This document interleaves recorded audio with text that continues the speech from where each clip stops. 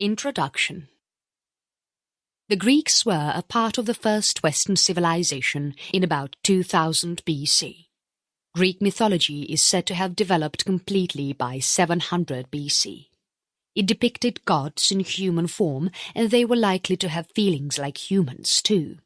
In contrast to other religions, which were dictated by prophecies and special revelations, Greek mythology is more about the lives of gods and heroes. It does not involve a sacred book with a code to help the Greeks live their lives in a certain way.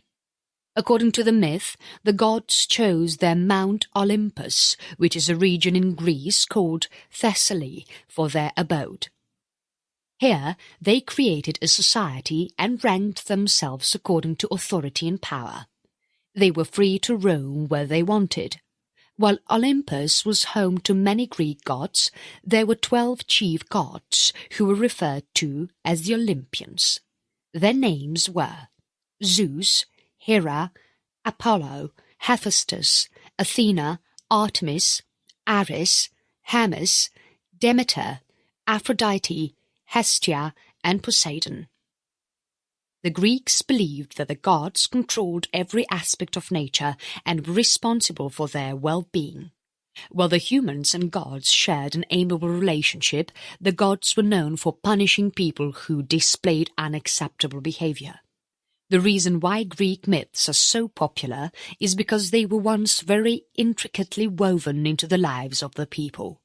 The people learned about their gods and heroes through word of mouth at home and through poets who narrated stories during festivals. The three classic collections of myths are Theogony by Hesiod and Iliad and Odyssey by Homer. The stories and poems helped in passing down the mythology from one generation to another. However, there are other archaeological resources which have also helped in developing Greek mythology. The literary and archaeological sources together prove that many of the stories and legends may be rooted in factual events. Starting from the creation of the world to the war of gods and the eventual establishment of the pantheon of gods, Greek mythology includes vivid descriptions of the gods, their works, their relationship with humans, the heroes, and the historic events. The creation. According to Greek mythology, in the beginning there was only chaos.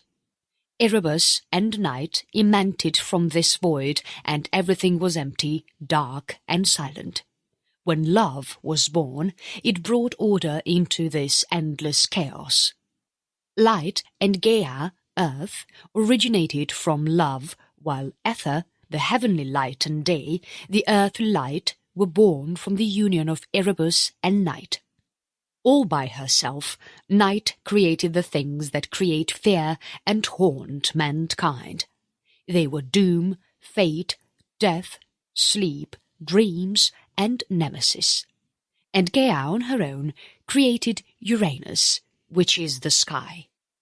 Uranus embraced Gaia from all sides and became her husband. They then gave birth to 3 Cyclopes, 3 Heptanchiries, and 12 Titans. Sadly, Uranus was a cruel father. He imprisoned the Heptanchiries to the darkest corner of earth, which was Gaia's womb. Infuriated by this act, Gaia plotted against her husband and decided to punish him for this act with the help of her children. She created a flint sickle and asked her children to attack their father. All of them were too timid and did not want to enrage their father. All except the youngest Titan, Cronus. With the help of Cronus, Gaia set up an ambush and they were able to castrate Uranus with a sickle, and Cronus threw the genitals in the ocean. The myths do not throw any light on Uranus' fate after the castration, but it is said that he promised that Cronus and the Titans would be punished for their deed. Uranus's blood that was spilled on Earth during the attack gave birth to the giants, the ash tree nymphs, and the Erinyes. Aphrodite was born from the sea foam that was produced when Uranus' genitals were casted into the sea. After imprisoning the Cyclops and Heptanchiries in Tartarus, Cronus ruled for many ages. He married his sister Rhea, but he was afraid that his parents' prophecy may come true. Both Uranus and Gaia had prophesied that Cronus' eventual doom is written in the hands of one of his sons. In attempt to overcome this prophecy, Cronus swallowed all his children when they were born. Saddened and exasperated by the fate of her children, Rhea plotted against Cronus, and when it was time for her sixth child to be born, she did herself and gave the child to the nymphs to be raised. She then wrapped a stone in swaddling cloth and gave it to Cronus, who swallowed it. Raised by the nymphs, this child was named Zeus. He grew up into a handsome and brave youth at the island of Crete. He plotted to kill his father and avenge his siblings, and for this he consulted Metis, who prepared a drink which would make him vomit the children he had swallowed.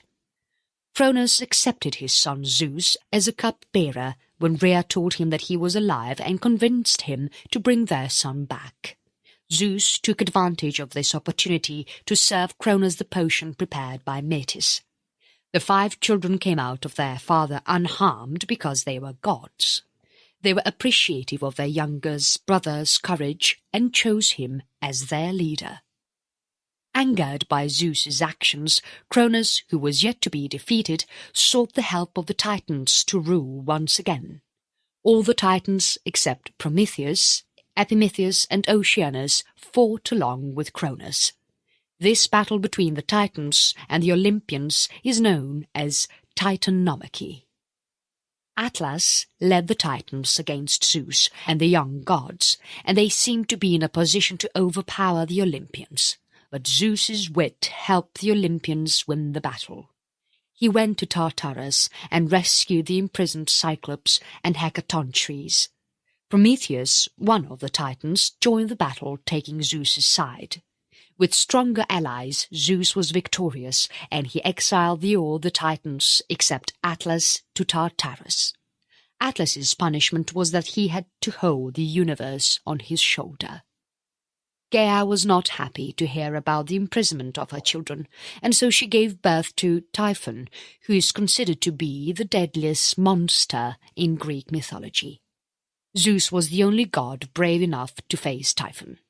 He used his lightning bolts and killed the monster that is known to be buried under Mount Etna in Sicily. Since Prometheus and Epimetheus had not joined the opposing forces during the Titanomachy, Zeus did not imprison them. Instead, the 2 Titans were given the task of creating a man. Prometheus shaped a man in the form of the gods out of mud, and Athena breathed life into the mud figure. Epimetheus gave the creatures various qualities like looks, cunningness, strength, nimbleness, wings, and fur. In wanting to give the creatures all the great qualities, he realized that he did not have anything left by the time he came to man, so Prometheus decided to give man fire, which was till then limited to the gods. Prometheus' love for mankind was far more than that for the Olympians who had banished most of his family. Zeus took away fire from a man, but Prometheus brought it back from them by lighting a torch from the sun.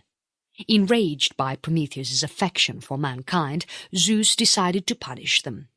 To do so, he created a beautiful mortal, and the Olympians gave her many gifts of wealth. But to punish a man, Hermes gave the mortal a deceptive heart and a lying tongue. She was the first woman, and her name was Pandora. The gods gave her one last gift, which was a box, but she was forbidden from opening it. Zeus sent her to Epimetheus, who had chosen to live among men. Prometheus had cautioned his brother to not accept any gifts from Zeus, but Pandora's mesmerizing beauty charmed Epimetheus, who let her stay. Pandora's curiosity got the better of her, and one day she finally opened the forbidden box and ended up releasing all evils upon earth. By the time she closed the lid, the only thing that was left in the box was hope. Having had his revenge on mankind, Zeus also wanted to punish Prometheus, and so he had him chained to a rock on Caucasus mountains with unbreakable chains. There, a giant eagle tore at his liver every day for 30 years. Zeus told Prometheus that he would be released from the torment if he told Zeus who was the mother of the child who would overthrow him, or if an immortal died in Prometheus's stead, and a mortal killed the eagle and unchained him. Prometheus was released when Chiron the centaur gave up his life for Prometheus, and Heracles killed the eagle to unchain him. This is how gods and men were created according to Greek mythology. The gods were very much like human when it came to physical structure, looks, and emotions. Each of the gods expressed feelings like anger, jealousy, love, joy, just like the humans. They had their own limitations and their own weaknesses. They were not portrayed as ideal figures, their flaws were described as vividly as their strengths. They represented each side of human nature, and their perception of justice was from their own point of view. Every god had their own realm, and many of them had children with mortals too. These children often reflected additional powers like Heracles. Zeus was the ruler of the gods, and he was omnipotent, and he ruled all the realms. The era of gods and mortals. When the gods lived on their own, the myths were mainly about the fight for being the ruler. The stories revolved around the creation and birth of gods and their role in the wars that took place during this period. But when humans were created, Greek mythology began to include stories about how the gods roamed freely among the people and the interactions of the gods and humans. Ovid's Metamorphoses has many of these stories about how the two worlds mingled with each other. These mythical stories were primarily divided into two themes, love and punishment. Myths themed on love had stories about gods falling in love with a mortal woman or seducing or raping a mortal woman, which led to the birth of a hero. These stories generally pointed towards the fact that relationships of this kind should not be formed, since they may not lead to a happy ending. While most of the gods in such stories were males, there are a few instances where goddesses also harbored feelings of love for a mortal man. Then there were the tales of punishment, where the gods punished other gods or mortals for deeds that were regarded as inappropriate or for any form of misbehavior. Prometheus' punishment for stealing fire from the gods was one such tale. The gods strongly believed in punishment, and tales of punishment are abundantly found in Greek mythology. The gods lived in Mount Olympus, but they interacted with humans in different forms and ways through which judgment was passed on the actions of the humans. While there were 12 chief gods, there were many others who belonged to a certain realm. Zeus was the leader of the gods. He was considered to be the spiritual father of gods and humans, with his might reaching out to all the realms. He was the god of thunder and sky, and his symbols are the thunderbolt, eagle, oak, and the bull. He was known for his violence. He often terrorized men and was very keen about punishments. According to a story in Greek mythology, he got so enraged with human behavior and the way they performed sacrifices on one another that he decided to take the help of his brother Poseidon and wipe out the entire human population. A flood ended human life on Earth, and only 2 humans were left to repopulate the world. They were Deucalion and Pyrrha. Hera was Zeus's wife and the queen of heaven.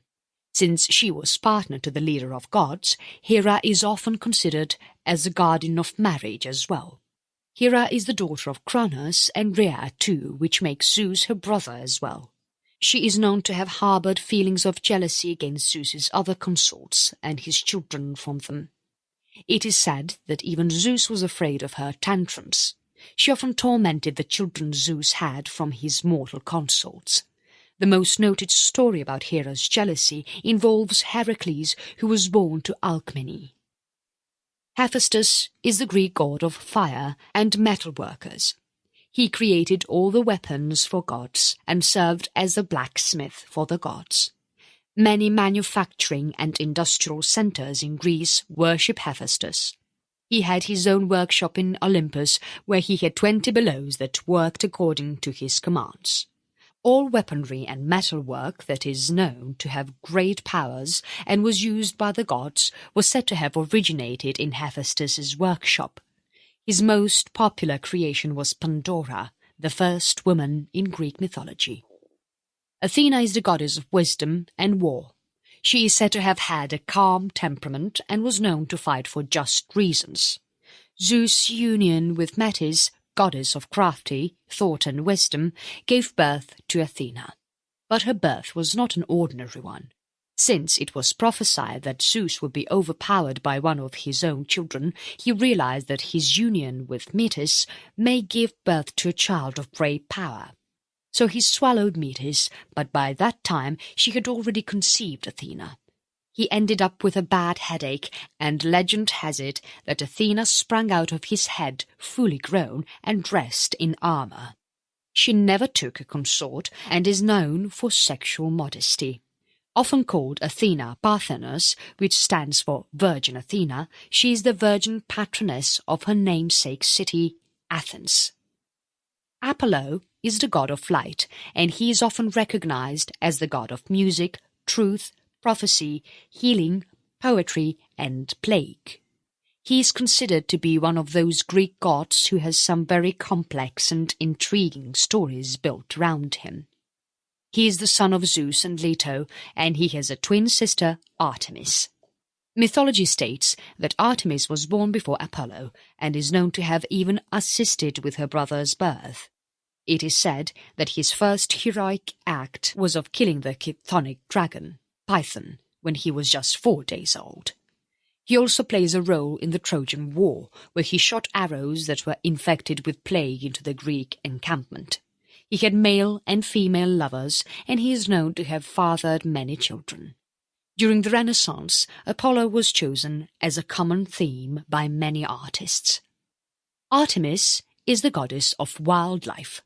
She was Apollo's elder twin, and most of the artists depict her as a huntress.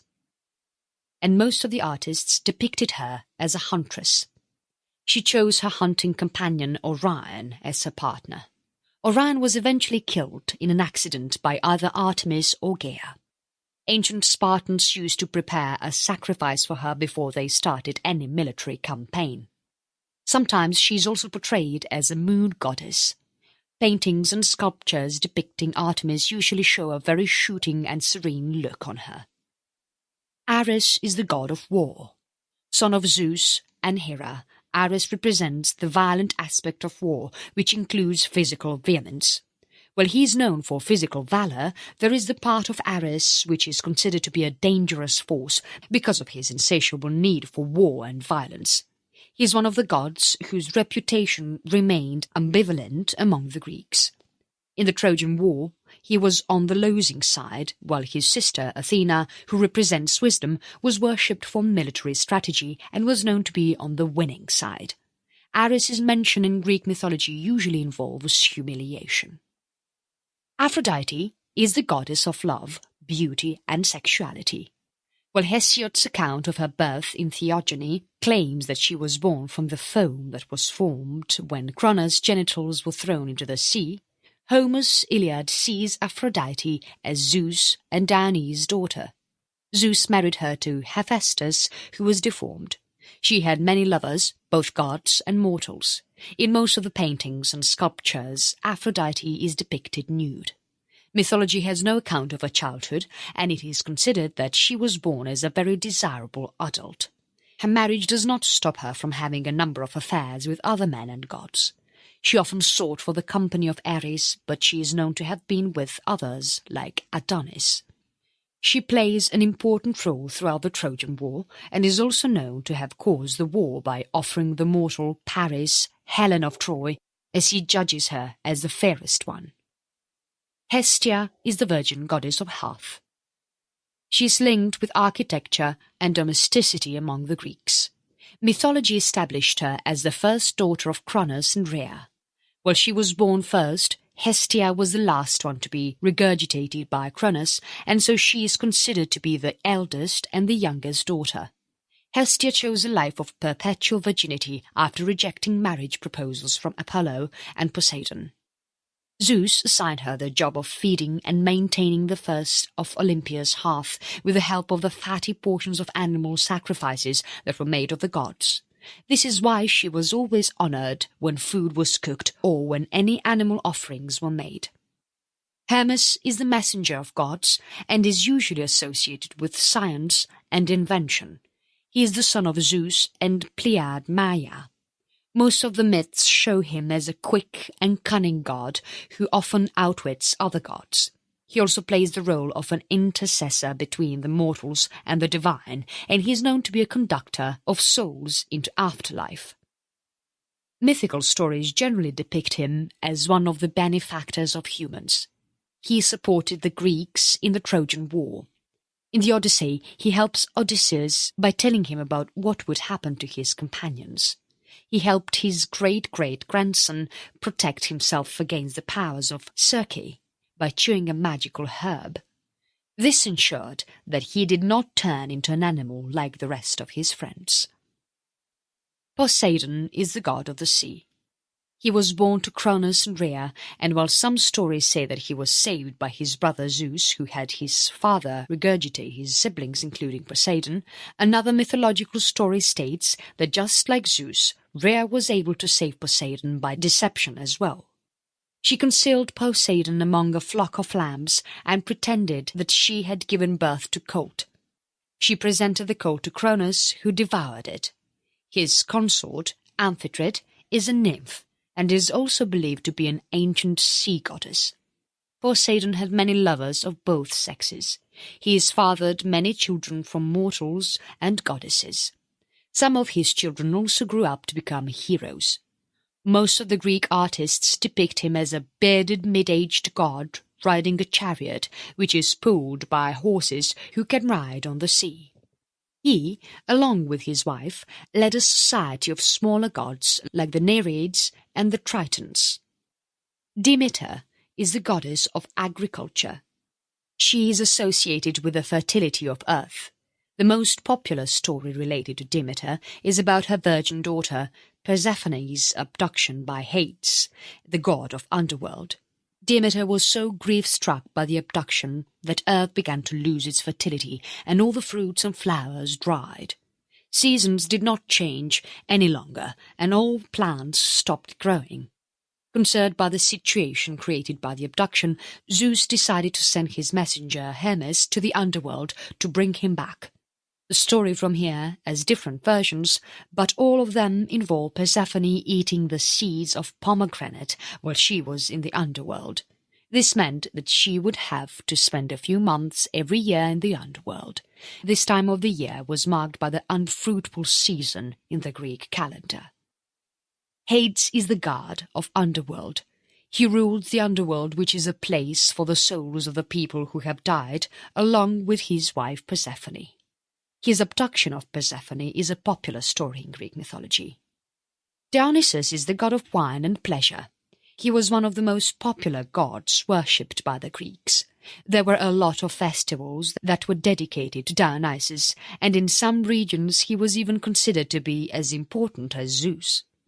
Most of the artistic depictions of Dionysus show him accompanied with other smaller gods like satyrs, centaurs and nymphs. These gods played an important role in Greek mythology. They interacted frequently with the mortals, and most of their stories are based on the way gods and humans communicated and mingled. With their powers and might, gods were able to help, save, and bring relief to many humans, but when they were enraged, they would use their powers to punish them as well. Every god had their own cult and region where they were praised and worshipped. The Heroic Age. The Heroic Age began with the coming of the Greeks of Thessaly, and it ended with the return of the Greeks from Troy.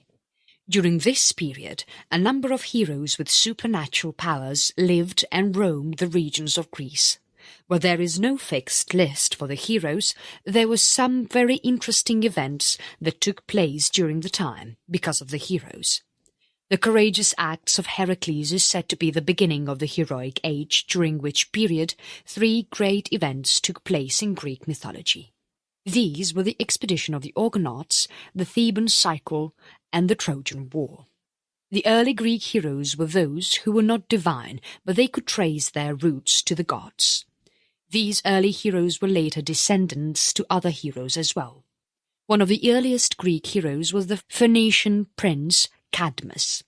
He was Poseidon's grandson and Agenor's son. Cadmus founded Thebes. The Theban cycle is a collection of 4 lost epics which are in connection with the city of Thebes. Perseus is another Greek hero of early Greek mythology.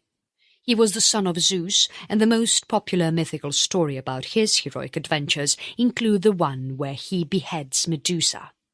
The stories also talk of his bravery when he saved Andromeda from the sea monster. Perseus was the founder of Mycenae. Heracles was his great-grandson. Heracles was the greatest of the heroes in Greek mythology. He is also known as Hercules. He displayed extraordinary strength and courage, and when strength was not the answer, he knew how to use his wit to succeed. He was considered to be a benefactor of Earth because he had saved mortals from a number of monsters and archaic forces. Heracles was portrayed as a passionate and emotional mortal who loved to play games when he had the time. He was a very loving person who was loved a lot by children too. His heroic deeds include the 12 labours and many other adventures. It is said that he was accepted into the Olympian pantheon during the classical times. The Argonauts were the heroes who sailed along with Jason to bring the Golden Fleece, which was considered to be a symbol of authority and kingship. They sailed in a ship called the Argo, and thus the name Argonauts. The Golden Fleece was in the kingdom of Colchis on the Black Sea. Once Jason returned with the Golden Fleece, he would be able to rule the kingdom of Iolcos in Thessaly. The Argonauts faced many hurdles in accomplishing their mission. The heroes sailed on bravely and were finally able to obtain the fleece. It is said that there may be some truth in this myth because geological studies prove that the mountainous area of Svaneti was a place that was rich in gold, and the villagers used to use sheepskin to capture placer gold from the streams in the mountains. Then there was the Greek hero Oedipus, who kills his father and marries his mother with no knowledge of the fact they were his parents. The plays on Oedipus were written by Sophocles. The stories related to Oedipus show how fate takes its turn and how Oedipus handles the truth. The heroic age also includes the heroes from the Theban cycle. It includes Oedipus's story and how he solves the Sphinx riddle to get the throne. The popular story was 7 against Thebes, in which Oedipus' 2 sons, Eteocles and Polynices, fight against each other, and of Polynices' unsuccessful attempt to capture the city of Thebes with 6 other commanders. The heroic age came to an end with the Trojan War. The war saw many heroes fight for the Greeks and against them. A lot of heroes were lost during the war as well. Achilles' choice of fighting in the war so that he can be remembered forever, even if he lives a short life instead of choosing a long life of obscurity, is a famous story in Greek mythology. Mortality is what made the heroes so popular. Unlike gods, they could not live forever, but they choose to live their lives to bring peace to mankind and to make sure that the mortals lived a peaceful life. The Age of Philosophy and Rationalism. In early periods, Greek mythology was accepted in the daily lives of the people. This was during the ancient times when myths were a way to describe natural phenomena, cultural differences, and enmities and friendships that had been established for generations. But gradually, these myths began to lose their true essence when philosophy, history, and rationalism gained grounds. During the late 5th century, many Greek historians and philosophers began to openly criticize the mythical stories. Xenophanes was one of the philosophers who began to publicly suggest that the mythical stories were lies. He said that the gods described by Hesiod and Homer have many faults, and they are generally attributed with characteristics that would be otherwise shameful for mortals. Plato was another philosopher who referred to the myths as old wives' chatter. He also explained that the way in which gods are described doing wrong things like committing adultery, stealing and deceiving is immoral. While these philosophers were not able to completely wipe myths from amongst the Greeks, they had an impact upon many people. The more orthodox Greeks did not find this to be favourable, and they tried to keep the mythical stories alive in as many ways as possible. They told the stories in local cults, and they used the stories as the main subject for paintings, poetries and sculptures. Euripides was a tragedian during the 5th century BC who also mocked the old traditions and the myths. He often used his plays to create a note of doubt in the various mythical stories. He criticized the way gods had been described in early Greek stories and legends, and usually objected to the myths. The Greek mythographer Euhemerus, during the Hellenistic period, looked for historical evidence to prove that the myths were based on true stories. Many other mythographers and philosophers were a part of this period when people tried to make more sense of the mythological stories. While religion was an important aspect among Greeks, the philosophers were inclined towards proving that the myths set a bad example for the people about their gods. Superstitions were seen as a medium to create fear among people, and philosophers believed that religion helps people come closer to God and not to fear them. Lucretius was one of the people who tried to increase understanding of the fact that superstitions did not have a very firm basis. He tried to remove superstitions from among the people. Livy chose not to pass judgment based on the mythological traditions, and he explained that these stories and legends did not take root from actual occurrences. Gradually, the Romans began to use Greek mythological stories as a basis for their own myths, because the Romans did not have a lot of mythology of their own. This is why many Roman gods had characteristics of Greek gods, and you will be able to find a similarity in Roman and Greek mythology. Where the Greeks saw Zeus as the leader of the gods, the Roman counterpart of Zeus was Jupiter. Many other Greek gods have similar Roman counterparts. When the Romans embodied the Greek mythology, they tried to keep the religious essence of it. Antiquarian Varro also explained that religion was important for the people, but it should not create fear among them through superstitions. According to him, while the superstitious will fear God, the religious will venerate them as parents. Modern interpretations. The modern understanding of Greek mythology is very different. It is no longer rooted in superstitions or fears. Today, it is more of a study of the myths and the use of mythological characters in modern arts. The Christian interpretation of myth as a lie makes all these mythological stories no more than just a classic tale of gods and heroes with no evidence or truth in them. During the 18th century, German scholars tried to revive Greek mythology, and they established the foundations for mythological research in Germany.